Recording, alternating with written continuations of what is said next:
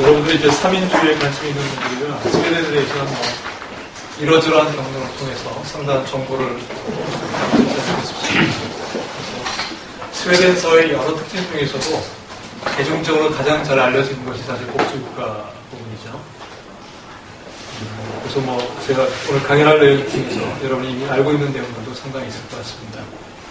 사실 복지국가라는 말 자체가 그렇게 명확한 의미를 갖고 있는 말이 아니에요. 사실 여러 가지 의미로 쓰입니다. 크게 보면 되게 두 가지 의미로 쓰이는 건데, 하나는 국가의 성격과 관련된 거죠. 그러니까 국가라고 하는 게 국민 영토 주권으로 이루어진 정치 공동체라는 거예요. 다른 말로 하면 국가라는 형태로 조직된 사회 전체라고 볼 수가 있습니다. 그 국가의 주된 특징, 국가의 주된 과제가 국민 복지의 증진인 그런 형태의 국가를 복지국가라고 하는 거죠. 이럴 때 복지국가에 대비되는 말이 예컨대 전쟁국가, 발전국가 이런 게 복지국가에 대비되는 거죠. 예컨대 스웨덴은 대표적인 복지국가다. 이런 문장. 또는 한국은 복지국가라고 할 수 있을까? 이런 문장에서 나온 복지국가는 국가의 주된 특성을 나타내는 거라고 할 수 있습니다. 예를 들어 이런 말이 있단 말이에요. 한국 사회는 경제발전 수준에 비해서 복지국가 부분이 좀 뒤처져 있다. 이럴 때의 복지국가는 국가의 주된 특성이라기보다는 사회를 구성하는 하위층인 거죠. 사회를 구성하는 여러 제도들이 있는데 주로 사회복지제도와 사회복지제도를 지원하는 제도들, 예를 들면 뭐 조세제도라든가 이런 제도들의 집합으로서의 복지국가 이렇게도 볼 수 있습니다. 제가 앞으로 말할 복지국가는 대체로 후자입니다. 이렇게 생각할 것 같습니다. 스웨덴은 모범적 복지국가로 잘 알려져 있는데 스웨덴 복지국가 모델의 주요 특징을 보면 첫 번째가 사회복지 지출이 크다는 겁니다. GDP 대비 한 30%입니다. 그랬는데 스웨덴은 굉장히 오랜 기간 동안에 GDP 대비 복지 지출이 세계 1위였어요. 그리고 2위와의 격차가 굉장히 큰 1위였거든요. 요즘은 그렇지 않습니다. 90년대에 스웨덴이 금융위기를 겪으면서 이 공공 부분의 지출을 많이 줄였어요. 그리고 다른 나라들의 복지 지출이 좀 늘어나면서 지금 아마 덴마크가 제일 높을 겁니다. 덴마크, 프랑스, 벨기에 이런 나라들이 선두권이고 스웨덴이고 바로 밑에 있을 겁니다. 그런데 복지 지출의 규모도 중요하지만 이 복지 제도들이 어떤 원리에 의해서 편성되어 있는가 이것도 굉장히 중요한데 스웨덴은 대표적인 보편주의적 복지국가 모델을 갖고 있습니다. 그러니까 빈곤층이라든가 장애인과 같은 한계 계층만을 대상으로 복지가 제공되는 것이 아니라 전 국민을 포괄하고 급여의 수준이 상당히 높은 그런 이제 복지국가 모델을 갖고 있습니다. 그 다음에 완전 고용 지향적인 복지국가 모델이다. 그러니까 고용과 복지의 연계가 굉장히 높습니다. 그래서 적극적 노동시장 정책의 비중이 크고 매우 정교하게 발전되어 있다. 실업 정책을 크게 적극적 노동시장 정책과 소극적 노동시장 정책으로 나눕니다. 적극적 노동시장 정책은 취업을 지원해주는 정책이고 소극적 노동시장 정책은 실업급여 등을 통해서 실업 시에 생계를 지원해주는 정책이죠. 스웨덴은 둘 다 발달되어 있는데 적극적 노동시장 정책의 비중이 크고 이건 스웨덴뿐만 아니라 북유럽 복지국가들의 공통된 특징이다 이렇게 볼 수 있습니다. 그리고 복지 제도 중에서 사회 서비스의 비중이 큽니다. 그러니까 교육이나 의료, 양로, 보육 이런 것들을 국가가 직접 현물로 제공해 주는 거죠. 현금으로 제공해 주는 게 아니라 서비스를 직접 제공해 주는데 사회 서비스가 발달하면 여성의 가사 노동이 경감되고 또 사회 서비스 부분의 일자리는 대부분 여성 일자리입니다. 그래서 한편으로는 여성이 이제 가사 노동으로부터 해방되니까 노동시장에서 자신의 노동을 공급하기를 쉽게 만드는 측면도 있고 또 여성 노동에 대한 수요도 창출하는 거죠.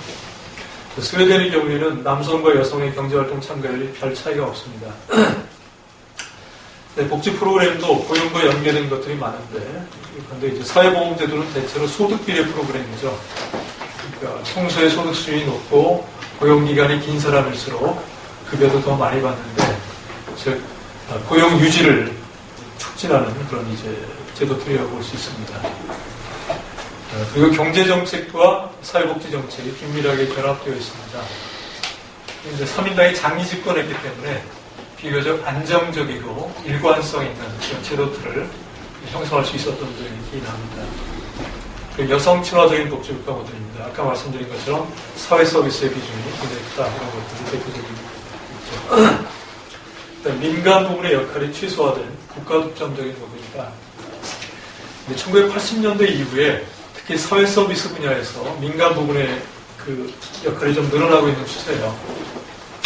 지금 이제 사회 서비스를 이제 위탁하는 경우가 많이 생기고 있어요. 그러나 전체적으로 보면 다른 나라에 비해서는 민간 부문의 역할이 최소화된 그런 모델이라고 볼 수 있습니다. 스웨덴에서 복지국가 발전을 시기별로 좀 구분한다면 크게 5단계로 구분할 수 있을 것 같습니다. 1차 웨이브, 첫 번째 파동은 30년대입니다. 3인당이 32년에 집권해서 76년까지 연속 집권했습니다. 3인당 장기 집권이 시작되면서 복지국가의 기틀이 조성되었는데 이때 실업보험제도가 도입되었고 가족정책이 발전했습니다. 두 번째 파동은 45년 이후 50년대 말인데 이때는 사회보험 중심으로 복지제도가 발전했습니다. 세 번째 단계는 60년대 중반 이후 70년대 말인데 이 시기에는 이제 여성의 노동시장 참가 비중이 굉장히 높아집니다. 그래서 사회서비스에 대한 수요가 늘어나서 사회서비스 중심의 복지제도 발전입니다. 이 3단계까지는 중단 없는 발전입니다. 4단계는 80년대에서 90년대 초인데 이때부터 복지 지출 증가가 억제됩니다. 지출이 감소한 건 아니에요. 그러나 증가 속도가 억제된다는 겁니다. 복지 행정의 분권화가 진행됩니다. 중앙정부의 역할이 약화되고 지방정부, 특히 기초자치단체인 공민의 역할이 강화됩니다.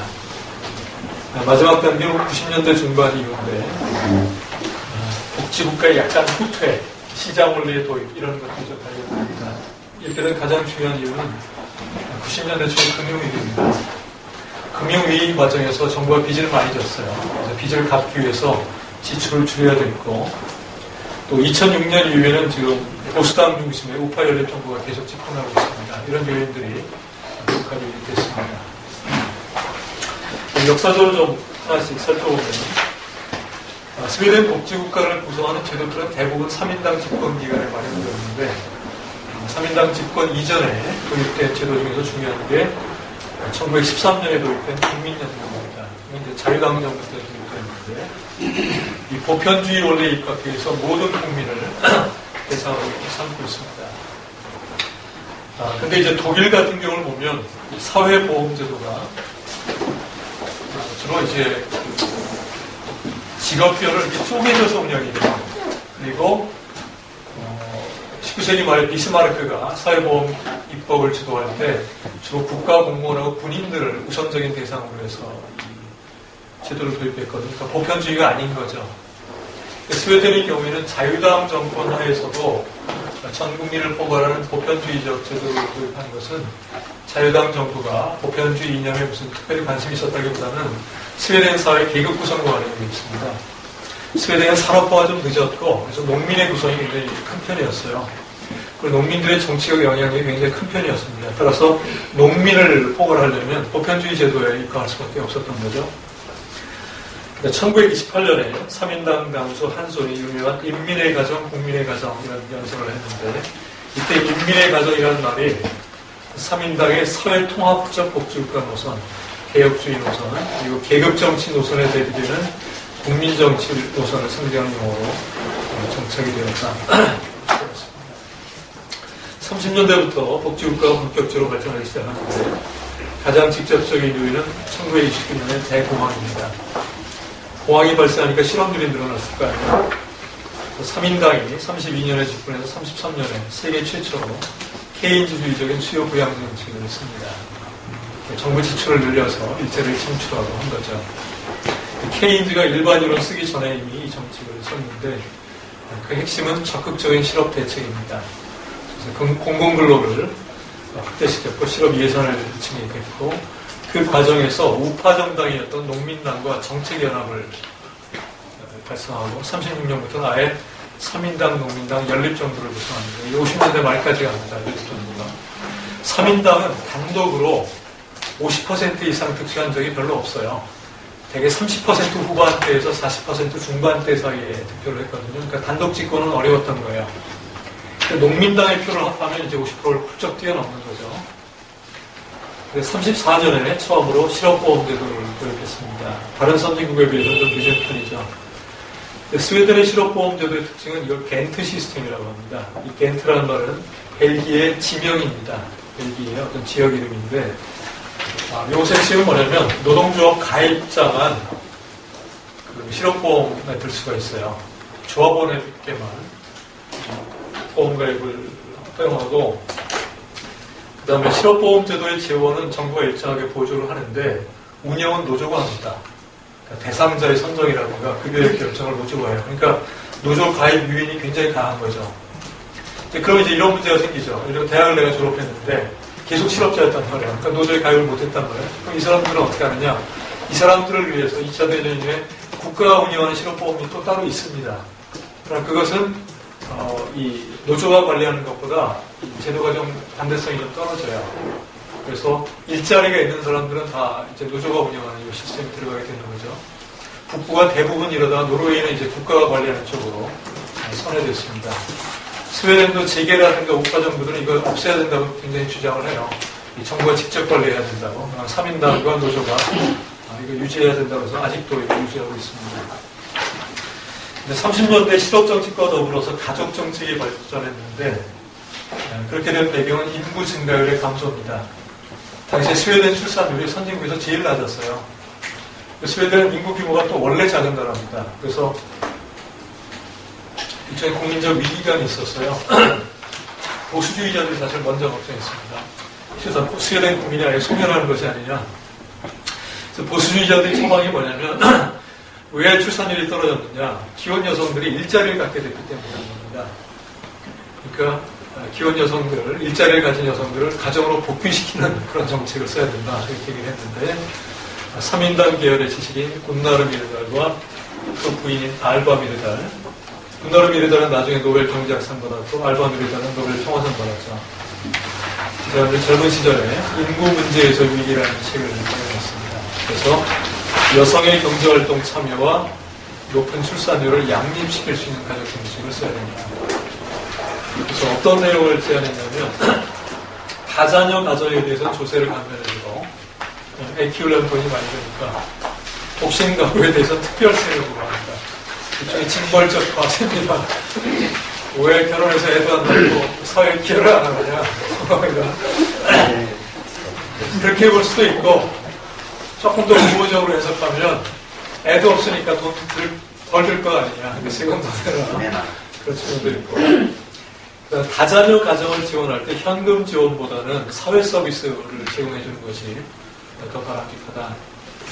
그 다음에 가족 지원 정책은 자산 조사 없이, 그러니까 소득 조사 없이 다 모든 가구에게 제공하는 것이 좋다. 뭐 이런 여러 가지 정책 제안을 했어요. 공동육아 이런 것도 강조했고요. 근데 이 미르달 부부의 사회 정책관을 보면 이 사회공학적 합리성을 좀 극단적으로 강조한다는 느낌을 많이 들어요. 대단히 강한 설계주의적 성을 가지고 있고, 그 다음에 약간 대중에 대한 불신이 있어요.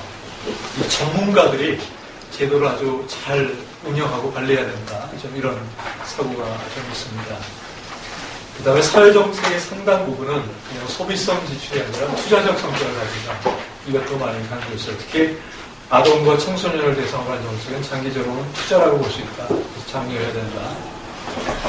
스웨덴 복지국가 발전사에서 가장 기여한 사람을 한 명만 뽑는다면 구스타프 멜러를 뽑습니다. 32년부터 47년인가까지 사회부 장관을 했어요. 그래서 스웨덴의 보편주의적 복지국가 모델의 기본 틀을 형성한 사람인데 멜러와 미르달 부부 간에는 이 보편주의적 복지국가를 지지한다는 점에서는 공통점이 있었지만 약간의 입장 차이도 있었어요. 미르달 부부는 굉장히 전문가주의적 사고를 많이 가지고 있어요. 그리고 현금 지원보다는 현물 지원을 해야 된다. 현금 지원하면 사람들이 제대로 선택을 못할 가능성이 있다는 거예요. 예컨대 이런 걱정을 많이 해요. 애한테 우유 사주라고 돈 줬는데 아버지가 술 사 마시면 어떡하나.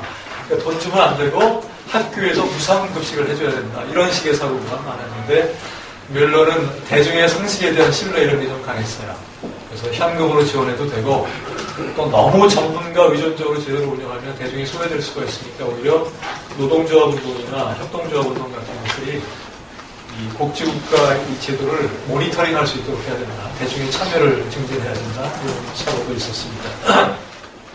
30년대부터 우파 정당에서 3인당의 복지정책에 대한 비판이 있었습니다. 지금은 군소정당이 됐습니다만 당시에는 자유당이 제1야당이었는데 강력한 정당이었는데 자유당의 이념 노선은 사회자유주의입니다. 자유주의는 자유주의지만 빈곤이나 실업 같은 사회악에 대해서는 정부가 일정하게 개입하는 것을 용인하는 좀 진보적 자유주의였는데 자유당 이론가 올린이라는 사람이 있는데 이 사람은 2차 대전 이후에 당수가 됐고 이 사람도 나중에 노벨 경제학상 받아요. 그래서 이 사람이 어떤 비판을 했냐면 3인당의 복지정책은 너무 노동계급 편향적이다. 근데 노동계급이 스웨덴에서 가장 어려운 계층이 아니라는 겁니다. 그래서 좀 문학적 표현이죠. 스웨덴에 잊혀진 사람들이 있다. 누구냐? 고아, 과부, 빈곤 가정의 주부 이런 전통적인 한계 계층이 있단 말이에요. 이 사람들의 복지 증진을 우선적으로 고려해야 된다. 이런 비판을 한 적이 있습니다. 40년대와 50년대에 주로 사회보험 개혁을 했다고 했는데 가장 중요한 게 국민연금 개혁이고 그 다음에 이제 건강보험 개혁입니다. 53년에 공적인 건강보험 제도가 도입됐는데 스웨덴의 건강보험 제도는 한국의 건강보험 제도와는 달라요. 우리나라 건강보험 제도는 주로 어디에 쓰냐면 의료비에 쓰잖아요. 그렇죠? 스웨덴의 경우에는 의료 시스템이 보험 중심이 아니에요. 영국과 유사하게 공공의료기관이 무상이나 저렴하게 직접 의료 서비스를 제공해 주는 거예요. 그럼 건강보험의 주된 역할은 뭐냐면 의료비 보상이 아니라 병가급여 지급입니다. 그러니까 예를 들면 내가 병 걸려서 한 달 동안 일을 못했단 말이야. 소득을 상실할 거 아니에요. 그럼 소득의 몇 %를 이 건강보험 재원에서 제공해 주는 것이 가장 기본적인 기능입니다. 근데 이제 53년에 도입된 건강보험 제도가 급여, 그러니까 주는 돈을 소득에 비례해서 지급하는 소득 비례형 보험제도가 있어요. 그러니까 평소에 소득이 높고 그래서 보험료를 많이 내는 사람은 급여도 더 많이 받는 거죠. 근데 이제 구스타프 멜러는 이 안에 반대했어요. 멜러가 원래 생각했던 것은 재원은 누진 소득세에 기초해서 걷고 급여는 균일급여예요. 그러니까 평소 소득 수준과 무관하게 정액으로 모든 국민에게 주는 거예요. 그러면 재분배 효과가 극대화되겠죠. 돈은 능력에 따라서 내고 받는 건 똑같이 받으니까 저소득층에게 유리하잖아요. 이게 기각이 됐어요. 왜냐하면 3인당이 2차 대전 이후에는 화이트 칼라로 지지 기반을 좀 넓히기를 원했어요. 화이트 칼라는 이제 블루 칼라보다 소득이 높잖아요. 그러니까 그게 혜택 좀 더 받고 싶었던 측면이 있어요. 그래서 그런 욕구들을 좀 수용할 필요가 있다. 또 하나는 뭐냐면 평소에 소득이 높았던 사람들이 소득이 상실되면 일시적으로 더 고통을 겪죠. 소득이 높았던 사람들이 아무래도 지출도 더 많았을 테니까 그래서 소득을 보충해주는 그런 의미를 가져야 된다. 그래서 소득비례 원리로 구성을 했고 국민연금 개혁이 굉장히 중요합니다. 50년대 내내 국민연금 가지고 논쟁을 했는데 1913년에 이제 국민연금이 도입했는데 여러 번 제도 개혁을 했습니다. 어쨌든 급여액이 너무 작았어요. 그래서 나중에 이제 국민연금 제도는 조세 수입에 기초해서 전 국민에게 이제 정액으로 주는 거였는데 이것만 가지고는 노후 생계에 부족했어요. 국가 공무원들은 국민연금 외에 정부로부터 별도의 또 연금을 받고 있었어요. 화이트 칼라 노동자들, 특히 이제 금융부문 종사자들은 이 단체 교섭을 통해서 사용자로부터 또 이 보험 혜택을, 연금 혜택을, 추가적인 연금 혜택을 받고 있었어요. 블루칼라 노동자들은 아무것도 없었거든요. 블루칼라 노동자들의 전국 조직이 LO입니다. 그래서 LO가 문제 제기를 한 거예요. 이 블루칼라 노동자들도 추가적인 연금 혜택을 받을 수 있도록 해야 된다. 3인당과 LO가 공동으로 마련한 추가적인 연금안이 일반 보충연금입니다. 그래서 ATP라고 합니다. ATP라고 얘기할게요. 그래서 LO와 3인당이 제출한 ATP안은 뭐냐면 국민연금 내버려 두고 그 위에 2층 연금으로서 ATP를 주는 겁니다. 이건 강제보험이에요. 그러니까 사회보험인 거죠. 소득비례 연금입니다. 그러니까 재직기간이 길고 재직기간이 중에 소득이 높은 사람일수록 더 많은 연금을 수령합니다. 그러니까 이건 부과제도입니다. 연금제도를 구분할 때 적립제도와 부가제도라는 형태로 구분도 합니다. 적립제도는 뭐냐면 주로 민간연금이 되게 그런 거죠. 자기가 돈을 내고 그 돈을 적립해서 운영해가지고서 거기에서 이제 급여를 주는 거죠. 부가제도는 지금 일자리를 가진 세대가 세금을 내고 그 돈 가지고 지금 은퇴한 사람들에게 주는 거죠. 세대 간 계약을 통해서. 공적연금제도는 대부분 다 부가제도예요. 근데 우리나라 국민연금은 적립제도죠. 수정적립제도 이렇게 되어 있는데 부가제도는 부가제도인데 연금제도 도입 초기에는 연금 타가는 사람이 많지 않거든요. 고령화 수준이 낮으니까. 그러니까 이 보험료 수입이 연금 지급액보다 좀 많아질 수 있어요. 그럼 이제 보험료를 적게 걷는 방법도 있는데 애로 3인당하는 그게 아니라 보험료는 충분히 많이 걷고 남는 돈으로 기금을 조성하자는 거예요. 그게 AP 기금이에요. 이 돈을 굴려가지고서 나중에 고령화 수준이 높아져서 은퇴자가 많아질 때 지불하는데 어려움이 없게 하자는 거죠. 이런 아니었고 우파정당들하고 제기는 여기에 다 반대했죠. 반대 논의 하나는 국민연금이 있는데 추가적으로 또 하나의 강제연금을 도입하는 것은 국민의 경제적 선택의 자유를 너무 억압하는 거다. 또 하나는 AP 기금입니다. 이걸 사실은 더 걱정했어요. 초기에는 이제 연금 보험료의 잉여자원 가지고 기금을 조성하게 되면 분명히 3인당과 에러가 이 돈 가지고 몇 개의 기업을 선택해서 집중적으로 주식을 사들일 거다. 그럼 사회화가 되는 거죠. 국유화가 되는 거죠. 사실상에. 그래서 이것은 구렁이 담 넘어가는 식의 사회화다. 반대했어요. 이건 이제 제가 번역을 한 거고 기어가는 사회화 이런 뜻입니다. 그러니까 농민당은 3인당과 연립정부를 구성하고 있었는데 이 에로 3인당을 좋아하지 않았어요. 좋아하지 않은 핵심 이유는 뭐냐면 농민들에게 전혀 이익이 안 되는 제도예요. ATP의 가입 대상은 임금 노동자예요. 그리고 재원은 대부분 사용자가 되는 거예요. 사용자 분담금을 초기에는 노동자는 거의 안 냈어요. 근데 농민은 자영업자니까 돈 내줄 고용주가 없잖아요. 그러니까 농민당안은 뭐냐면 국민연금의 급여액을 대폭 상향 조정하면 된다. 그럼 농민들도 다 혜택을 받습니다. 그 다음에 이제 임금 노동자의 경우에는 추가적인 연금이 필요하다면 사용자 단체와 단체 협약을 통해서 연금을 도입하면 촉하다. 보수당, 자유당 체계, 보수당이 가장 우파정당인 거는 이쪽과는 그냥 단체 협약을 통해서 협약연금을 더 도입하는 걸 촉하다. 합의가 안 돼서 50조 전에 국민투표를 했습니다. 스웨덴의 국민투표는 법적 강제력이 없어요. 그냥 정당들이 참고용으로 활용하는 거예요. 그러나 국민투표의 결과와 정반대 의사결정한 적은 한 번도 없어요. 그럼 국민들한테 혼나니까. 사실상의 강제력이 있는 겁니다. 투표 결과가 묘했어요. 에로 3인당안이 47.7, 농민당안이 15.6, 보수당, 자유당 등의 안이 36.7이에요. 이걸 가지고 상이하게 해석한 겁니다. 3인당은 우리 안이 최대 득표를 했으니까 우리 안대로 가야 된다. 농민당과 보수당 등은 3인당 지지율보다 다른 쪽 안을 지지한 사람들을 합하면 더 많은 거니까 에로 3인당안은 부결된 걸로 봐야 된다. 이렇게 해석을 한 겁니다. 그러니까 농민당은 이 투표 결과를 보고 3인당과 연립정부로부터 탈퇴해요. 왜냐하면 국민투표 이 결과 15.6%가 총선에서의 농민당 투표율보다 높았던 거예요. 그러니까 3인당하고 같이 가는 것보다 독자 노선 걷는 게 오히려 정치적 활로가 있다고 판단한 거예요. 그래서 3인당, 사무직 노동자의 지지를 더 얻어야겠다라고 해서 제도를 점점 더 사무직 노동자들에게 더 유리한 제도로 보고합니다. 그래서 마지막에 결국 의회에서 표결을 했어요. 근데 의회 표결이 굉장히 재밌어요. 당시 이제 좌파 정당이 3인당과 공산당이 있습니다. 공산당은 3인당을 지지했어요. 근데 우파 정당들은 다 반대했어요.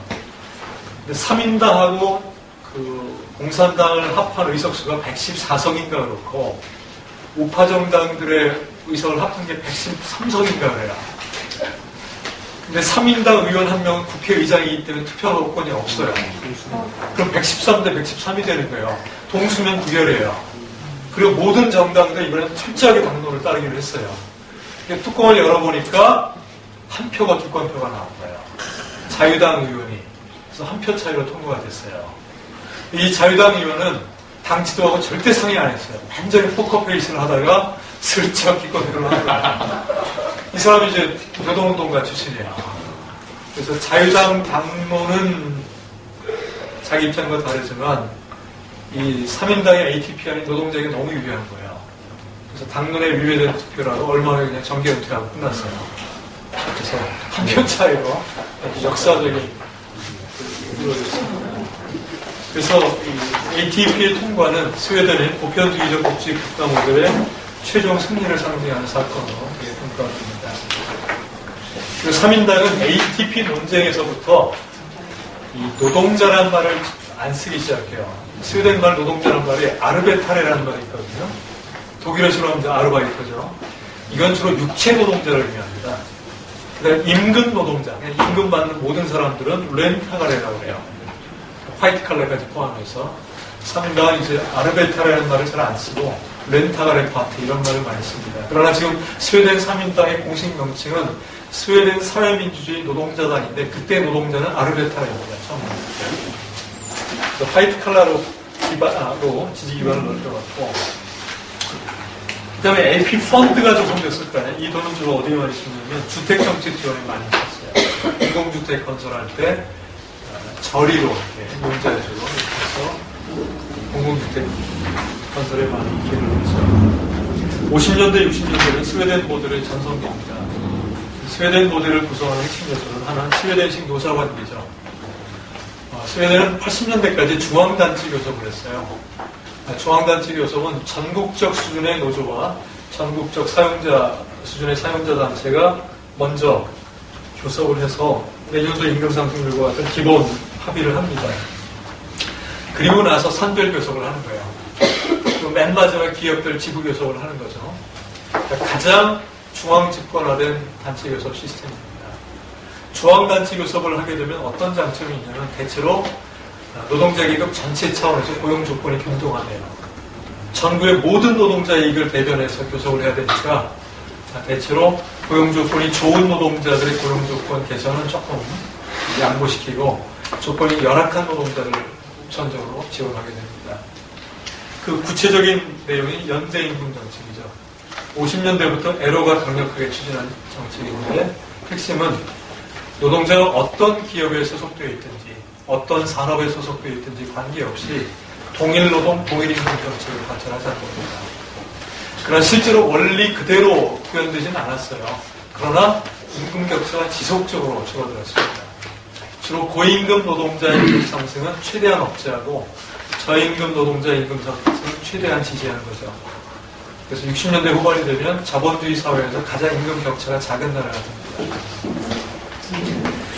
경제 정책의 경우에는 거대 기업의 이익을 좀 과잉 대표하는 그런 자유주의적 경제 정책이 있다고 볼 수 있습니다. 그래서 자유주의라는 말의 의미는 기업의 생산과 투자 결정에는 정부가 관여하지 않았다는 거예요. 기업에게 맡겼다는 거예요. 거대 기업의 이익이 과잉 대표됐다는 것은 3인당 정책들이 되게 대기업에게 이익이 됐어요. 연대임금 정책. 그럼 대기업은 인건비 부담이 줄 거 아니에요. 중소기업은 부담이 늘고. 근데 법인세 정책, 3인당 정부가 추진하는 뭐 대기업이라고 일부러 세율을 깎아준 건 아닌데 투자를 많이 하는 기업들의 경우에는 조세 감면을 많이 줬어요. 주로 대기업들이 투자를 주도했기 때문에 조세 감면이 혜택을 많이 받았어요. 나중에 얘기했지만 적극적 노동시장 정책. 실업자들을 정부가 재교육시켜서 성장하는 기업으로 이렇게 취업 알선해주는 정책인데 노동 수요가 많은 대기업들이 이익을 많이 보는 겁니다. 3인당이 대기업을 특별히 이뻐해서 그런 게 아니라 3인당 집권 이전에 스웨덴의 산업 구조가 수출 대기업 위주로 이미 편성되어 있었어요. 그래서 스웨덴 경제의 성장을 이끌어가는 기업들이 되게 수출 대기업이었기 때문에 이걸 주어진 사실로 받아들이고 대기업의 성장을 촉진하고 그 성장의 결실을 고용 증대와 조세 수입을 통해서 그걸 가지고 복지국가를 발전시키면 된다 이런 생각이었죠. 케인즈주의적인 수요관리 정책, 완전 고용에 초점을 맞추는 그런 정책, 보편주의적 복지국가, 조합주의적 의사결정이죠. 소셜 코퍼라티즘이라고 하죠. 사회적 조합주의. 그래서 노사정이 긴밀하게 협의해서 정책을 결정하는 시스템. 소프트웨어적인 요소로는 대화와 타협을 중시하는 시사교시적 정치문화. 그러니까 스웨덴은 극좌 정당하고 극우 정당이 없어요. 극좌 정당이 있었죠. 공산당이 있었는데 정치적 영향력이 굉장히 미미했고, 보수당도 초기에는 사실 극우 정당에 거의 가까울 정도로 보수적이었는데 3인당이 장기 집권하니까 여기에 적응을 한 겁니다. 그래서 중도 좌파 정당인 3인당과 중도 우파 정당인 보수당, 자유당, 중앙당이 이렇게 협의해서 문제를 해결해가는 그런 거네요. 그 다음에 이제 50년대 중반 이후에 경제정책의 골반이 렌 마이드너 모델이었습니다. 렌도 사람 이름이고 마이드너도 사람 이름입니다. 에로에 소속된, 노조에 소속된 경제학자들인데, 이 사람들의 문제의식은 이거예요. 완전 고용과 물가 안정을 어떻게 동시에 달성할 수 있을 것인가. 이게 거시경제 정책의 핵심적인 고민점이죠. 둘 다 달성하기가 어렵거든요. 통상적인 케인즈주의 정책은 뭐냐면 정부 지출을 늘리거나 통화 공급을 늘려서 수요를 증가시켜서 완전 고용을 달성하는 건데, 이 정책의 부작용은 인플레이션입니다. 그래서 인플레이션 없이 어떻게 완전 고용을 달성할까를 고민하면서 재정 정책은 긴축적으로 쓰자. 정부가 돈 너무 많이 풀지 말자 하는 거였고, 연대임금 정책을 쓰면 어떤 효과가 있냐면, 노동계급의 연대가 강화되겠죠. 아무래도 임금 격차가 줄어들까 이런 것도 있지만 경제 안정화 효과가 있다고 봤어요. 왜냐하면 산별 노조들이 임금 인상을 요구할 때 임금의 절대적 수준도 중요하지만 상대적 임금 수준도 중요합니다. 다른 노조 조합원들은 임금을 얼마 받는데 우리는 얼마 받는데 이게 중요하거든요. 딴 쪽은 많이 올렸는데 우리는 적게 올렸다 그러면 더 달라고 할 거 아니에요. 그런데 불합리한 임금 격차가 소멸하면 과도한 임금 인상 요구가 없어질 거라고 생각한 거예요. 그러니까 임금 격차 오직 노동의 난이도라든가 숙련도에 의해서는 결정된다면 과도한 임금 인상 요구가 없어질 거라고 한 거죠. 그런데 맨과 마이드너 모두 노조에 소속된 경제학자인데, 노조가 임금 인상 요구 많이 해서 임금 많이 올리면 좋은 거 아니냐 이렇게 얘기하시니까 그게 아니라는 겁니다. 그럼 바로 물가가 올라가기 때문에 실질 임금은 별로 상승하지 않는다는 거죠. 그래서 연대임금 정책을 써야 오히려 과도한 임금 인상 요구가 없어질 것이다. 또 하나는 경제 합리화 효과가 있다는 겁니다. 연대임금 정책을 쓰면 중소기업, 그다음 경쟁력이 약한 기업들은 인건비 부담의 압력에 시달리게 되죠.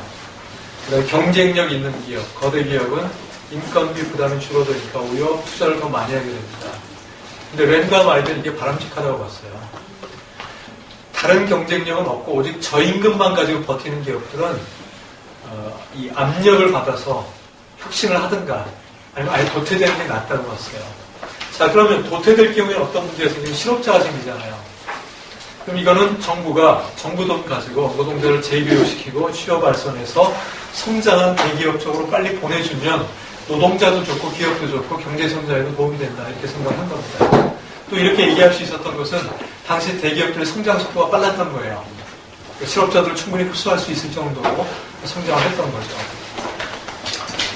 자, 그래서 스웨덴 모델의 전체 구조를 그림으로 한번 그려봤습니다. 그래서 왼쪽에 자본주의 경제가 있고 오른쪽에 복지 경제가 있죠.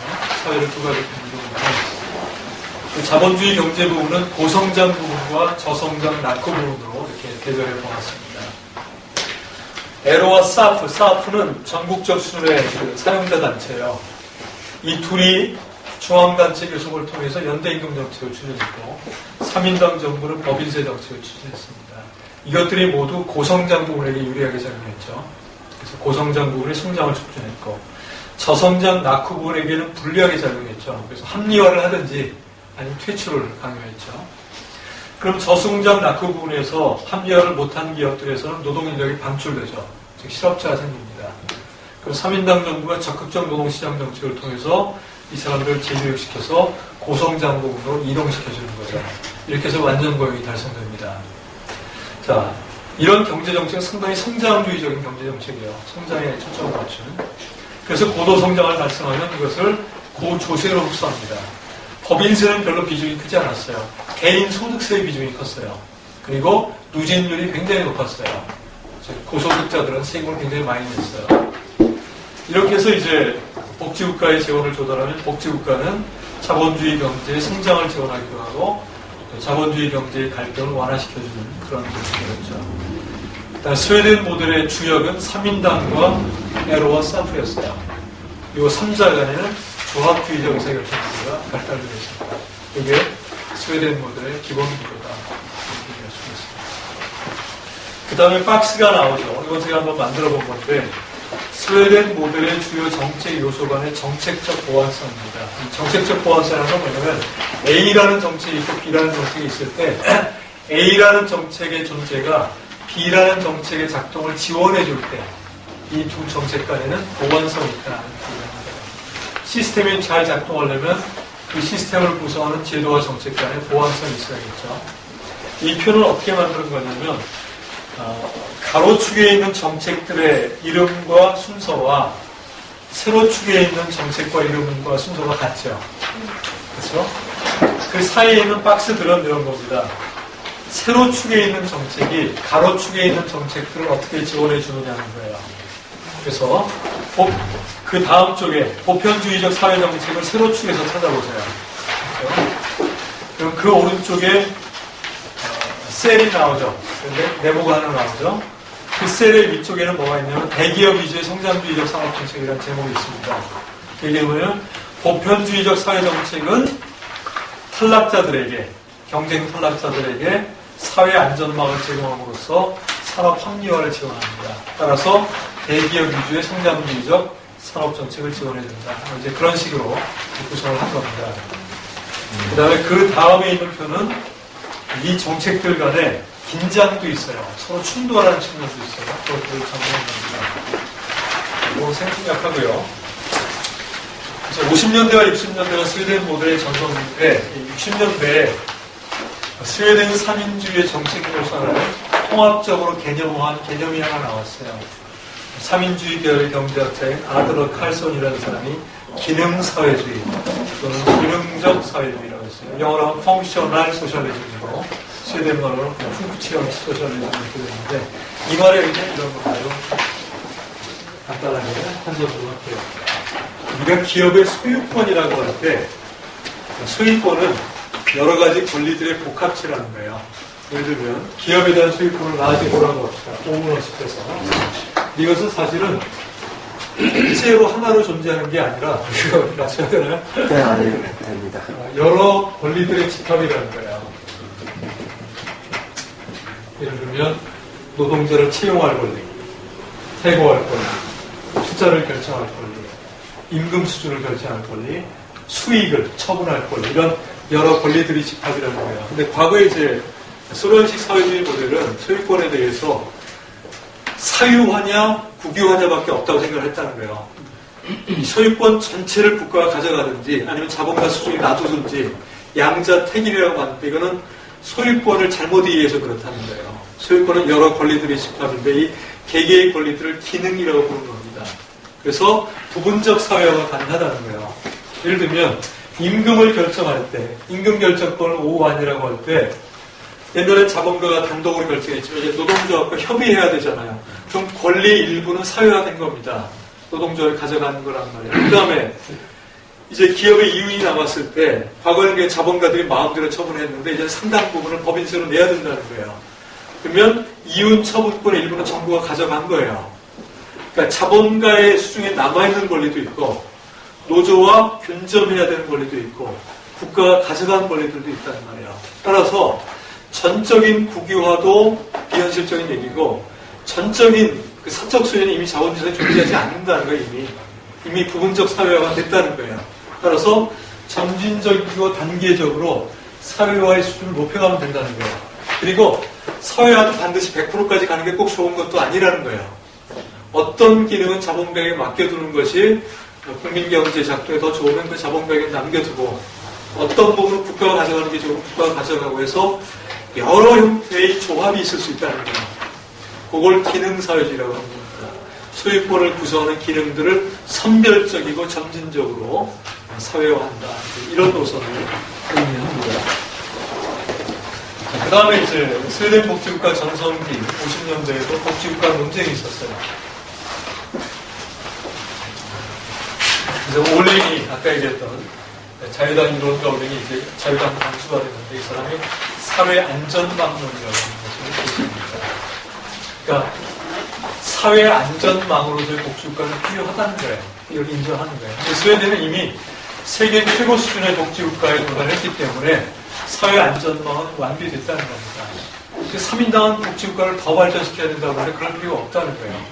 오히려 최소한의 사회안전망이 마련됐으면 국민들이 자유롭게 경제활동을 하고 그 성과를 정부가 세금으로 너무 많이 가져가지 않는 게 국민들의 복지를 오히려 높이는 길이다. 이런 얘기입니다. 그 다음에 3인주의 시대는 이미 끝났다는 얘기를 해요. 3인주의 시대 종언론. 왜 그러냐면 3인주의가 실패해서가 아니라 성공했기 때문에 끝났다는 거예요. 할 일이 없어졌다는 거예요. 경제성장 잘 되지, 안전고용 발성됐지, 복지국가 발전했지, 할 일이 없다는 거예요. 마치 고전적 자유주의가 보통 선거권 쟁취 위에 할 일이 없어지면서 역사의 무대에서 이렇게 퇴소한 것처럼 3인주의가 할 수 있는 일은 별로 없다는 거예요. 그럼 이제 앞으로는 어떤 시대냐? 사회적 자유주의 또는 사회자유주의 시대라는 거예요. 그건 뭐냐? 3인주의의 장점과 자유주의의 장점을 결합한 거라는 거예요. 그러니까 완전 고용에 대한 헌신이라든가 최소한의 사회 안전망 이건 이제 3인주의의 유산인데 그건 계승하고 그러나 시민의 경제활동의 자유를 촉진하는 자유주의 이념도 결합한 사회자유주의가 미래의 이념이다. 이런 얘기입니다. 이런 논리에 맞서서 3인당이 내세웠던 슬로건이 강한 사회론입니다. 스웨덴에서는 사회라는 말과 국가라는 말이 별로 구별되지 않아요. 그러니까 강한 사회론은 강한 국가론과 마찬가지입니다. 이건 뭐냐?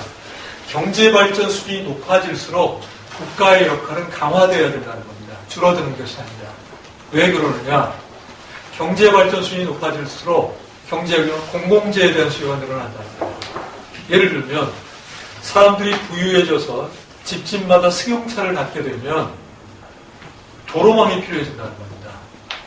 그 다음에 경제발전 수준이 높아져서 대졸자에 대한 인력 수요가 늘어나면 좋은 대학들이 많이 존재해야 된다는 거죠. 공교육 시스템이 존재해야 된다는 거죠. 따라서 경제발전 수준이 높아지면 시장의 문제를 더 많이 해결해 주는 것이 아니라 공공재 수요가 늘어나기 때문에 국가의 역할은 오히려 강화되어야 된다. 그리고 강한 사회는 약한 개인을 만드는 것이 아니라 강한 개인을 만든다는 겁니다. 국가와 개인 간의 그 게임이 제로섬 게임이 아니라는 겁니다. 선택의 자유 사회라고 하는 그 팜플렛도 만들었는데 그 내용도 마찬가지예요. 공공 부분의 역할이 강화되면 자유주의자들이 생각하는 것처럼 개인들의 선택의 자유가 위축돼서 무슨 전체주의 자유로 가는 것이 아니라 개인들의 선택의 자유가 오히려 강화된다. 예를 들어서 여성 지원 정책을 많이 쓰게 되면 여성들의 삶의 선택의 기회가 늘어난다는 거예요.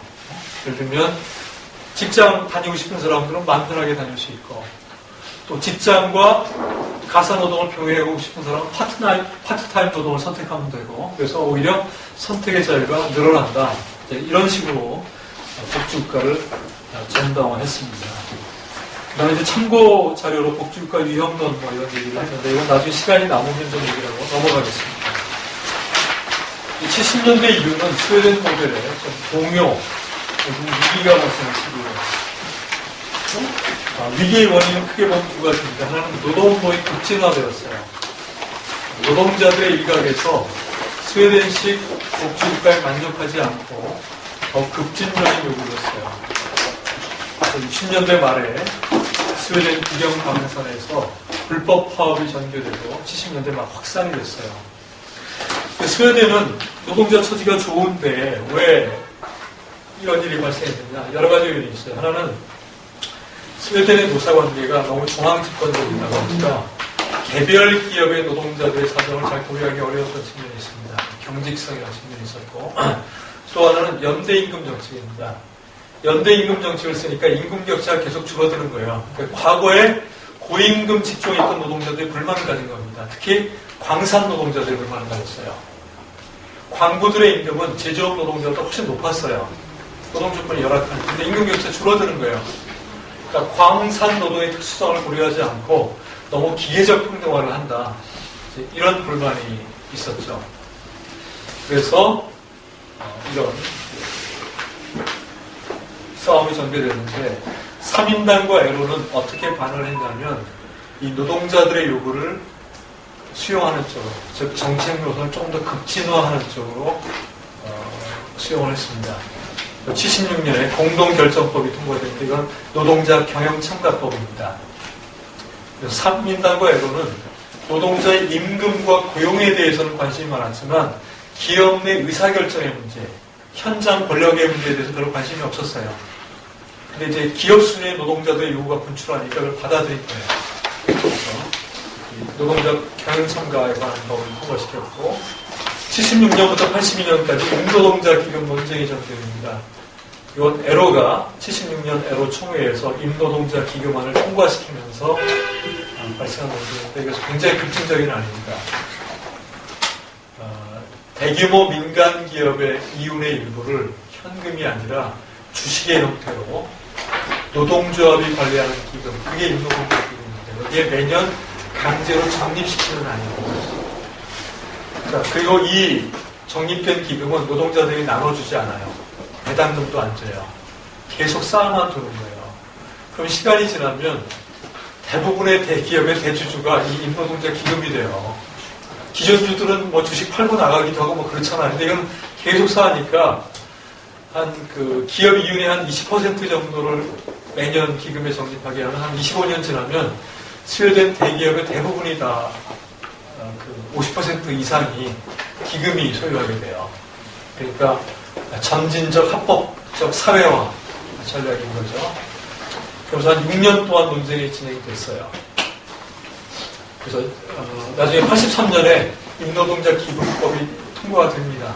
실제로 기금을 적립했어요. 그런데 논쟁 과정에서 기금안의 내용이 여러 번 수정돼서 나중에 완전히 물타기가 돼가지고서 별로 급진적이지 않은 거죠. 또 하나 이제 스웨덴 모델의 어려움을 가져오는 것이 거시경제 여건이 나빠진 겁니다. 스웨덴만 그런 게 아니라 70년대가 대불황기였어요. 오일 쇼크의 영향이 있었는데 스웨덴은 석유 의존도가 높은 경제 구조를 가지고 있어요. 종합공업에 비중이 커서 철강과 조선이 스웨덴의 주력 산업이었는데 브라질, 한국과 같은 신흥공업국이 등장하면서 경쟁력이 떨어졌습니다. 그래서 성장률이 많이 떨어졌어요. 그래서 이 경제 위기에 대한 대응이 76년에서 82년 기간에 우파 연립정부가 구성되었습니다. 44년 만에 집권을 한 거죠. 이때 3인당보다도 더 강한 케인즈주의적 정책을 썼어요. 그래서 스웨덴 정책사에서 가장 강한 케인즈 정책이 쓰여진 기간이 바로 이 기간입니다. 이 정책을 가교 정책이라고 해요. 가교 정책이라는 게 이런 겁니다. 이게 경기 변동의 사이클입니다. 올라가는 국면이 호황이고 내려가는 국면이 이제 불황이잖아요. 근데 이제 불황 국면에 직면한 거예요. 가만 내버려 두면 불황의 계곡을 통과하고 나서 호황으로 가는데 이 과정이 너무 괴롭잖아요. 특히 실업 문제가 발생하는데 우파 연립정부가 가장 걱정한 게 뭐냐면 44년 만에 집권했는데 하필이면 불황 국면에 집권을 했다는 거예요. 그럼 실업률 올라가면 앞으로는 절대 집권 못한다. 3인당이 분명히 우파 정부 때문에 실업률 올라갔다고 우리 중상 모략할 거다. 그러니까 무슨 일이 있어도 완전 고용 달성해야 된다. 그럼 어떻게 되느냐? 가교를 만들어야 돼요. 가설다리를. 불황의 계곡을 통과하지 않도록 어떻게 해야 되느냐? 사양산업에 막대한 보조금을 줬어요. 거기서 실업이 발생하지 않도록. 철광과 조선업에 막대한 보조금을 줬고 사회복지 지출을 늘렸어요. 소비를 촉진하기 위해서. 그 다음에 레인 바이드너 모델에 따르면 경쟁력이 없는 기업에서 실업자가 생기는 건 막지 않는 거죠. 그 사람들을 재교육시켜서 성장하는 쪽으로 빨리 보내주면 되는데 이제는 해고를 어렵게 만들어버렸어요. 왜냐하면 해고 규모가 너무 커지면 이 사람들을 보낼 데가 없는 거예요. 경기에 나쁘니까. 그래서 뭐 소위 우리나라도 있잖아요. 뭐 고용유지 지원제도 같은 걸 도입해서 경영상 사정이 악화되어도 해고를 안 시키는 기업한테는 인건비 일부를 준다든지 이런 식으로 아주 강력한 케인주의 정책을 썼는데 실패했어요. 이 사양산업을 살려내지를 못했어요. 그래서 조선, 철강 이런 데서 실업자가 굉장히 많이 생겼습니다. 82년에 3인당이 집권했는데 3인당은 오히려 약간 자유주의적 정책을 썼어요. 왜? 케인즈주의 정책 써서 안 된 걸 봤거든요. 그래서 제3의 길 정책을 썼죠. 영국의 토니 블레어가 제3의 길 유행시켰지만 그 전에 3인당이 스웨덴 3인당이 먼저 불렀던 명칭인데 이때 제3의 길이라는 말의 의미는 전통적인 케인주의적인 정책이 제1의 길이라면 당시 영국과 미국에서 등장하고 있었던 신자유주의적 길이 제2의 길이고 그 사이 길이라는 겁니다. 제3의 길 정책의 3인주의적 속성은 뭐냐? 완전 고용과 복지국가 발전을 헌신한다는 겁니다. 이걸 포기하지 않는다는 거예요. 그러나 신자유주의적 요소가 있는데 이건 뭐냐? 정부 지출을 통해서 문제를 해결하는 것이 아니라 민간 부분의 경쟁력 강화를 통해서 완전 고용과 복지 강화를 달성하겠다는 겁니다. 구체적으로 어떻게 하자는 거냐? 스웨덴 통화 가치를 떨어뜨리는 겁니다. 16%를 갑자기 떨어뜨렸어요. 당시엔 고정환율 제도였으니까. 자, 평가절하를 하면 스웨덴 제품의 국제 가격이 떨어지잖아요. 그러니까 수출이 증대되는 거죠. 수출 산업을 육성하려고 했고요. 이건 초기에 굉장히 성공했어요. 그 다음에 조세 개혁을 했습니다. 직접세 한계 세율을 인하했어요. 한계 세율은 뭐냐면 내가 지금 300만 원짜리 소득자란 말이에요. 이때 소득이 10만 원이 추가됐어요. 추가 소득 10만 원이에요. 추가 소득 10만 원 중에서 5만 원을 세금으로 가져갔다면 한계 세율이 50%인 거죠. 추가 소득분의 세금이 차지하는 비율을. 스웨덴 모델의 전성기에 고소득자의 최고 세율이 85%였어요. 그러니까 내가 100만 원 더 벌면 85만 원 세금으로 가는 거예요. 그러니까 누가 돈 벌려고 하겠느냐, 이제 이런 비판들이 많았던 거예요. 그래서 한계 세율을 많이 낮췄어요. 55% 낮췄고, 세원은 확대했죠. 간접세를 좀 늘리고, 조세 감면을 좀 없애고, 이런 식으로. 금융 자유화 정책을 썼습니다. 그건 당시 세계적 대세였죠. 특히 여신 규제를 해제했어요. 여신 규제라고 하는 것은 대출 규제죠. 스웨덴은 금융권에 대한 규제가 굉장히 강한세였어요. 이런 규제도 있었어요. 여신 총량 규제. 예를 들면 A라는 은행이 1년 동안에 대출할 수 있는 금액의 상한선을 정부가 정할 수 있었어요. 경기 과열을 막기 위해서. 이런 걸 다 풀어준 거예요. 자, 그런데 이게 이제 문제가 돼요. 1980년대에는 굉장히 호황 국면이었어요. 그러다 보니까 자금 수요가 많은 거예요, 기업들이. 그리고 은행의 대출 규제를 완화시켜주니까, 해제시켜주니까 대출을 엄청나게 많이 해준 거예요. 이 돈의 굉장히 많은 부분이 투기 부분으로 들어간 거예요. 부동산 투기하고 주식 투자로 많이 간 거예요.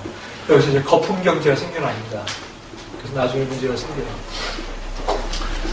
그 다음에 이 기간에 중앙단체 교섭이 해체됩니다. 이 사프가 에로와 더 이상은 중앙단체 교섭 안 하겠다라고 하면서 83년부터 문제가 생겨서 90년에 최종적으로 해체되고 이제는 다른 유럽 국가와 마찬가지로 그냥 산별 교섭만 남아있습니다. 사회복지 영역에서는 지출 증가 속도가 조금 약화됐고요. 사회 서비스 분야에서 복지 행정의 분권화가 강화됩니다. 즉 지방정부 역할이 늘어나요. 3인당이 주도한 건데 이건 신자유주의와는 관계가 없어요. 시장화를 추구한 게 아니라 중앙정부가 너무 많은 역할을 하다 보니까 주민들의 구체적 욕구에 부합되는 맞춤형 서비스를 제공하기가 어렵다는 거예요. 지역 주민과 밀착해 있는 지방자치단체 역할을 좀 늘려준 거예요. 근데 이게 나중에 문제가 돼요. 복지행정이 분권화되는데 스웨덴은 이제 지방자치 제도가 발전되어 있으니까 지방의회가 있을 거 아니에요. 우파 정당들이 강한 지방정부에서는 행정의 분권을 민영화로 이어가버리는 거예요. 지방정부가 민영화를 결정해버리는 거예요. 하나 서비스는 위탁해버린다. 그러니까 중앙정부가 이제 관리도 못해요. 지방정부가 결정권을 가지고 있거든요. 그러면서 우파 정당들이 센 지역이 되게 대도시예요. 중산층이 많이 사는 대도시거든요. 이쪽에서 이제 민영화가 점진적으로 이루어집니다. 90년대 초에 심각한 금융위기를 겪었어요. 그 이유가 아까 얘기한 것처럼 자금이 너무 많이 풀린 거예요.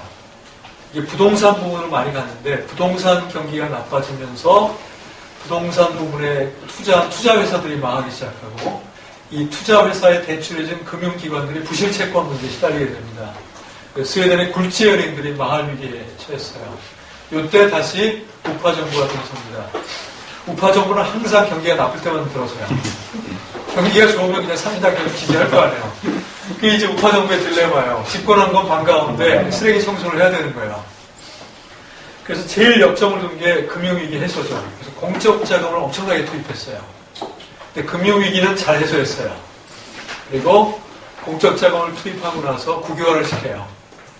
그리고 구조조정하고 나서 수익성이 올라가면 다시 재민영화하는 식으로. 그리고 정보를 굉장히 투명하게 투자자들에게 알리고. 그래서 2008년 세계 금융위기 나왔을 때 야후나 구글 들어가서 스위디시 모델 치면 스웨덴 복지국가 모델이 나온 게 아니라 금융위기 해소 방식에서의 스웨덴 모델이 나와요.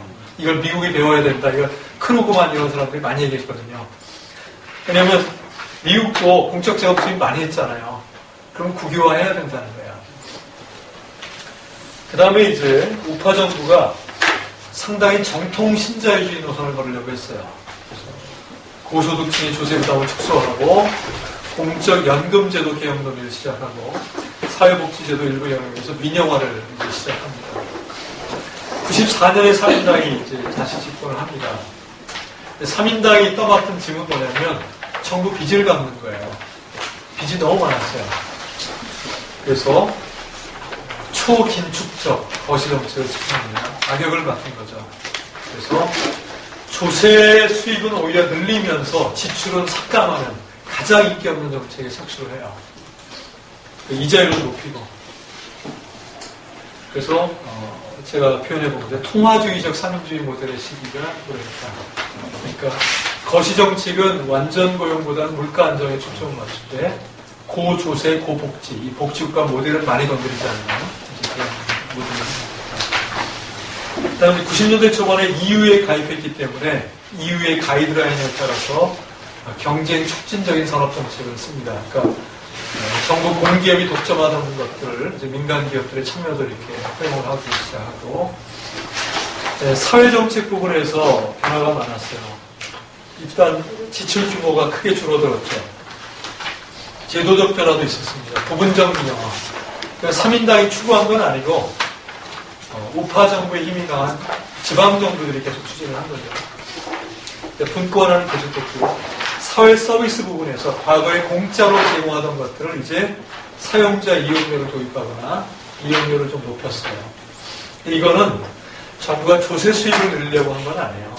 이용료가 그렇게 많지는 않거든요. 근데 서비스 과다 이용, 도덕적 해이 이런 것들을 좀 해소하기 위해서 이용료를 좀 높고요. 공공 부분의 고용이 대폭 축소됩니다. 이건 큰 변화예요. 그러니까 3인당 정부가 공공 부분 노동자들을 해고시킨 건 아닌데 이제 자연 감원이 있을 거 아니에요. 은퇴와 같은 걸 통해서 충원을 안 한 거예요. 시간이 지나면 되는데 스웨덴 모델 전성기에는 전체 노동자가 아니라 전체 고용 인구의 3분의 1 정도가 공공 노동자였어요. 지금 한 20%와 초반 정도밖에 안 돼요. 22, 3% 정도 이렇게 서서히 줄어갔습니다. 그러니까 연금 제도는 아주 크게 개혁했습니다. 이 ATP 제도가 없어졌어요. 이건 이제 자유당이 주도했고 3인당도 동조를 했는데, 선진국의 복지정책 중에서 제일 고민거리가 되게 연금이에요. 이 복지 지출 중에서 연금이에요. 고령화가 진행될수록 연금은 늘어날 수밖에 없거든요. 그 다음에 연금 보험료만 가지고 연금을 다 지급할 수 있는 나라는 없어요. 정부의 조세 수익까지 자꾸 메꿔주면 이 규모가 커지는 거예요. 스웨덴도 이 문제에 도착했는데, 이걸 해결하기 위해서 과거에 이제 1층 연금, 국민연금이 있었고 2층 연금 ATP가 있었잖아요. 이걸 해체하고 NDC, 소득비례 연금을 도입합니다. 이건 뭐냐면 부과제도예요. ATP와 마찬가지로 지금 노동하는 사람들이 세금 내서 지금 은퇴하는 사람들에게 지급을 하는 건데, 확정 기여제도입니다. 그러니까 월 소득 중에서 얼마만큼이 연금 보험료로 나가는지는 정해져 있는데, 내가 은퇴할 때 월 얼마 받을지는 정해지지 않은 거예요. 이건 몇 가지 변수에 의해서 결정됩니다. 하나가 이 돈을 얼마나 잘 관리해서 불렸느냐, 여기 하나고, 내가 은퇴할 시점에 같이 은퇴하는 사람이 얼마나 되느냐. 같이 은퇴하는 사람이 많아지면 그 세대 개인이 받는 연금은 줄어드는 거예요. 그래야 지출 관리가 될 거 아니에요. 그 다음에 연금 기여금은 임금의 18.5%입니다. 보험료가. 과거에는 대부분 사용자가 냈어요. 근데 지금은 한 절반 가까이를 노동자가 냅니다. 그 다음에 이 중에서 16%는 공적 연금 기금에서 관리를 해줘요. 그러나 2.5%에 대해서는 개인이 이 돈을 관리할 투자 대상 기관을 선택할 수 있어요. 펀드 회사에 맡긴다든가 보험 회사에 맡겨요. 그래서 투자 대상 기관을 잘 설정하면, 선택하면 내가 은퇴할 때 돈을 많이 버는 거고, 그렇지 않으면 쫄딱 망할 수도 있죠. 이 자신이 없는 사람은 AP 펀드에 다 맡겨도 되긴 돼요. 그래서 전체적으로 보면 연금에 대해서 과거에는 정부의 조세 수입을 상당히 지원을 해줬는데 그걸 끊었고, 그 다음에 재분배 효과가 떨어졌어요.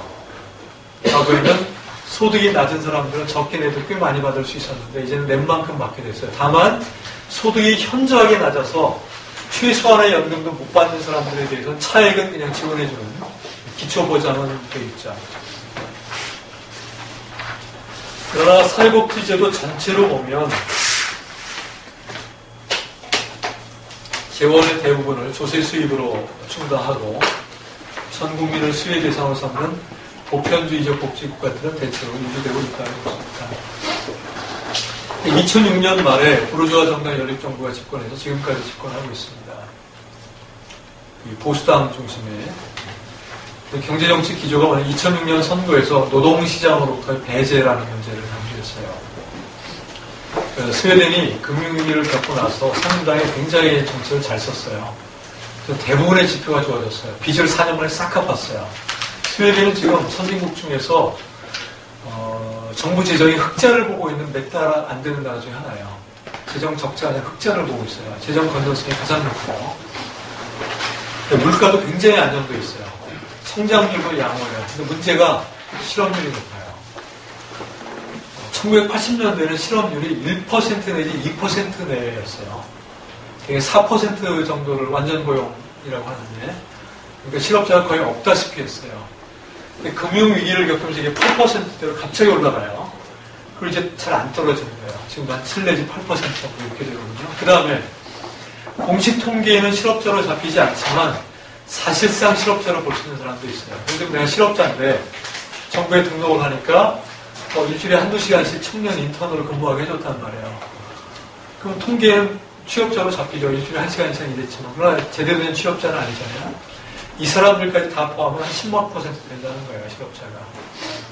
유럽에서는 스웨덴 실업률이 낮아요. EU 평균이 10%가 넘거든요. 그러나 스웨덴 모델 전성기에 비해서는 상당히 높아진 겁니다. 여기에 대해서 3인당의 대안이 별로 없었어요. 이걸 이제 치고 들어가는 거예요. 우리가 실업 문제를 해결하겠다. 어떻게? 노동 노선을 통해서 해결하겠다. 노동 노선이라는 건 뭐냐? 일하는 자를 우대하고 일하지 않고 복지 혜택에 안주하는 자에게 엄격하게 하겠다는 겁니다. 그래서 실업보험의 관대성을 약화시켰고요. 그다음 미국의 EITC 제도, 근로소득세 감면 제도죠. 그래서 소득 수준이 좀 낮은 사람들의 세입금을 줄여줬어요. 중하위 소득 노동자들이 혜택을 봤어요. 이걸 엄청나게 선전했어요. 보수당 홈페이지 가면 이런 문장이 있어요. 보수당은 오늘날의 노동자 정당이다 이렇게 시작해요. 3인당보다 노동자들에게 더 잘해준다는 거예요. 어떻게? 소득세 감면을 통해서 더 잘해준다.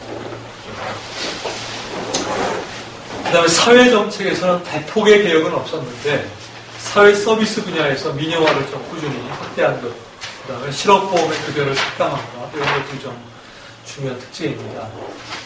2006년 말에 우파 정부가 들어설 때 이 정부는 참 행운하라고 그랬어요. 1930년대 이후에 우파 정부가 호황 국면을 집권한 적이 이번이 처음이거든요. 항상 경제 위기에 직면했거든. 그래서 이 정부는 참 운이 좋다 했는데 2008년에 또 세계금 위기가 터졌죠. 그런데 우파 정부가 상당히 지혜롭게 잘 극복을 했어요. 그동안에 3인당도 그렇고 우파 정부도 굉장히 긴축 정책을 써가지고 재정 여력이 많았던 거예요. 흑자 재정이었기 때문에 이때 돈을 확 풀어버린 거예요. 그리고 이자율도 굉장히 높았어요. 돈을 잘 안 푼 거죠. 근데 이자율도 거의 제로금리 수준으로 확 내린 거예요. 돈이 잘 풀리게 해서 일단 수요를 부양시켜서 위기를 극복하고 그 다음에 다시 긴축 정책으로 간 거죠. 그래서 일종의 유연한 통화주의 모델. 통화주의는 통화주의인데 교조적인 것이 아니라 정상적인 시기에는 통화주의로 가다가 위기 때는 케인즈주의로 잠시 전환하는 이런 모델을 통해서 지금 스웨덴은 경제 성과가 유럽에서 가장 좋은 나라에 속합니다. 통화주의적 3인주의 모델을 유지하고 있다. 그래서 사실 3인당은 위기예요. 왜냐하면 2010년에 총선이 있었거든요. 4년마다 총선하는데 이때 3인당이 30.3%가 받았어요. 이게 1914년 이후에 100년 만에 낮은 수치예요, 지금.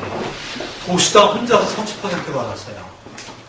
보통 3인당하고 보수당의 득표율은 20% 내지 최소한 10%포인트 차이가 나거든요. 이제 0.3%포인트로 줄은 거예요.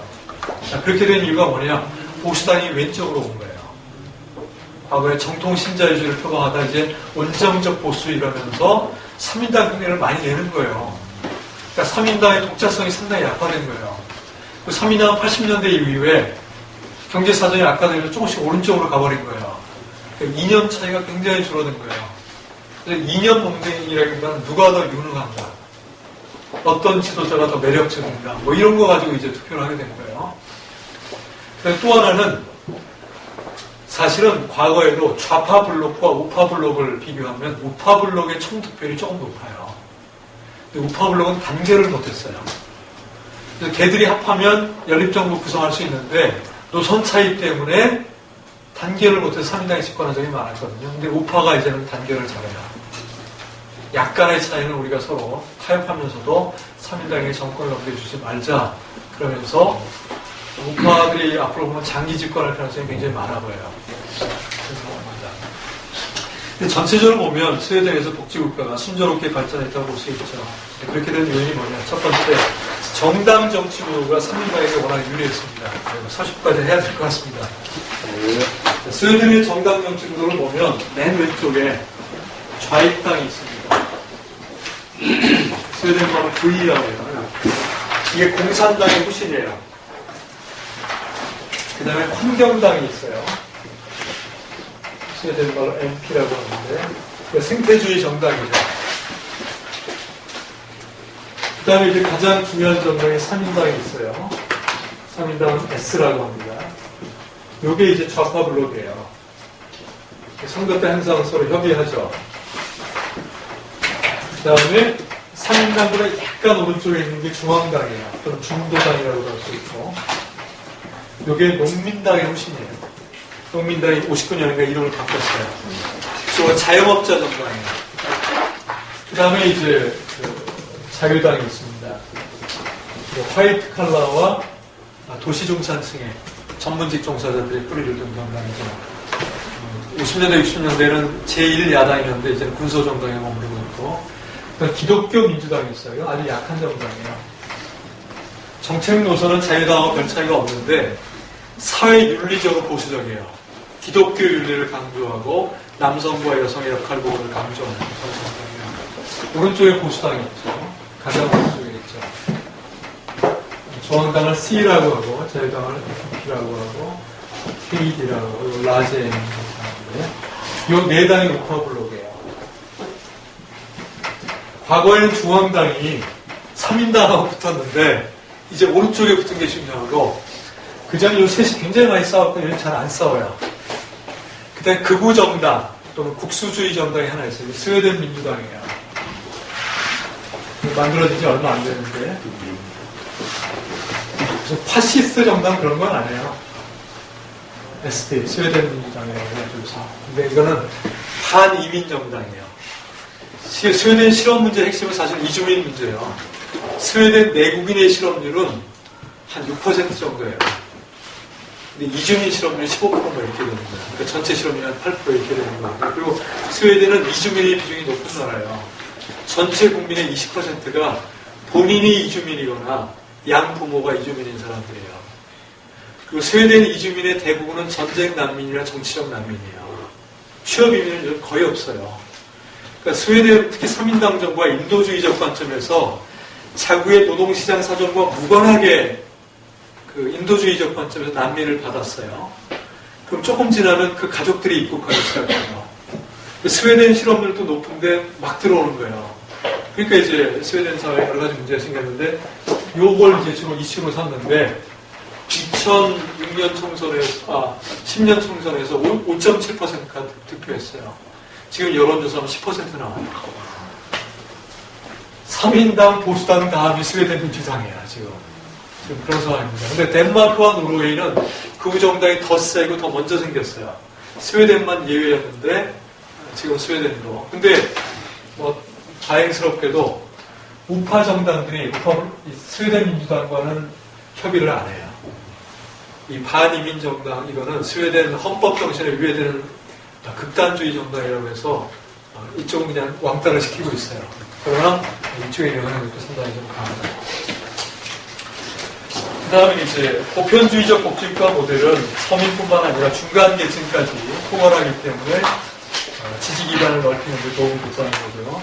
60년대 말까지는 성장도 잘 됐기 때문에 그런 무리가 없었다는 거고, 그다음에 고용 친화적, 여성 친화적 복지제도, 그다음에 사회 서비스 비중이 크다는 것도 중요합니다. 왜 중요하냐면 현금 지원 프로그램의 경우에는 가역성이 높아요, 제도에. 주기도 쉽지만 뺏기도 쉬워요. 그러니까 우파 정부가 들어서면 현금 지원하는 걸 삭감할 수가 있잖아요. 근데 사회 서비스는 우파 정부가 들어서도 줄이기가 어려워요. 왜냐하면 시설에 있고 고용되는 인구가 있잖아요. 이걸 없애려면 엄청난 사회적 저항에 부딪히거든요. 그래서 사회 서비스는 빨리 팽창시키기도 어렵고 축소시키기도 어려워요. 굉장히 안정적이에요. 그래서 우파 정부가 들어서 별로 못 건드리는 거예요. 그래서 복지 축소가 잘 안 이루어졌다. 3인주의 세력의 우선 지적의 역량, 정책 설계 역량 이것도 중요하죠. 스웨덴 복지국가 당면한 문제들을 보면 첫 번째 실업률입니다. 실업률이 높아요. 그러다 보니까 적극적 노동시장 정책이 유효성이 떨어지는 거예요. 노동자를 아무리 재교육시키고 취업 완성시켜봤자 보낼 데가 없는 거예요. 안 뽑으니까 노동시효가 별로 없으니까 이런 문제가 하나 있고요. 그러다 보니까 이제 장기 실업자, 복지 주변층의 문제가 생깁니다. 더구나 스웨덴은 사회보험제도는 다른 나라들처럼 고용 연계되어 있단 말이에요. 취업기간이 길수록, 취업기간의 소득이 높을수록 보험급여도 많은데 취업 경력이 아예 없는 사람들 같은 건 별로 못하는 거예요. 복지 주변층이 생겨나고 있다는 문제. 90년대 이후에 시장주의적 요소가 조금씩 도입되면서 복지국가의 보편주의적 성격이 조금씩 약화되고 있습니다. 연금제도에서 PPR이 뭐냐면 아까 얘기한 대로 보험료의 2.5%, 18.5% 중에서 2.5% 자기가 투자 기관을 선택하게 되어 있는데 이러다 보니까 연금 수익의 변동성이 증가하죠.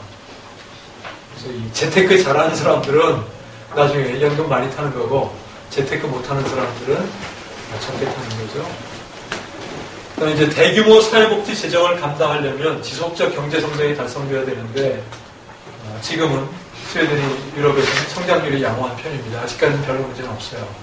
그다음에 이주민 문제가 있습니다. 이주민의 노동시장으로서 배제 문제. 사회적으로 굉장히 고립되어 있어요.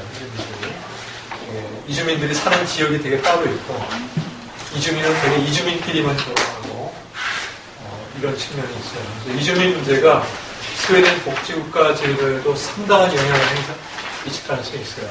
스웨덴은 공공부조가 비중이 굉장히 작아요. 우리나라 국민주체 산업보장제도죠. 왜냐하면 이 한계 계층을 무시해서가 아니라 한계 계층 자체가 별로 없기 때문에 그래요. 장기간 완전 고용이 달성됐고 사회보험이 많이 커버해 주니까. 그런데 이제 공공부조 의존층이 좀 늘어나는 거예요. 취업 경력이 없는 사람들. 근데 지금은 공공부조 대상자의 절반이 이주민이에요. 그럼 이제 이주민의 그 노동시장 통합이 어려워지면 이주민 비중이 늘어날 테고 공공부조의 규모가 커지겠죠. 그러면 스웨덴 복지국가 모델의 선별주의적 요소, 한계 계층을 소득조사에서 주는 이 비중이 늘어날 가능성이 있어요. 그래서 이 국제적 차원의 인도주의와 일국적 복지국가 간의 이 모순이라고 할까, 이걸 이제 스웨덴이 겪고 있습니다. 예, 여기까지 상의하겠습니다.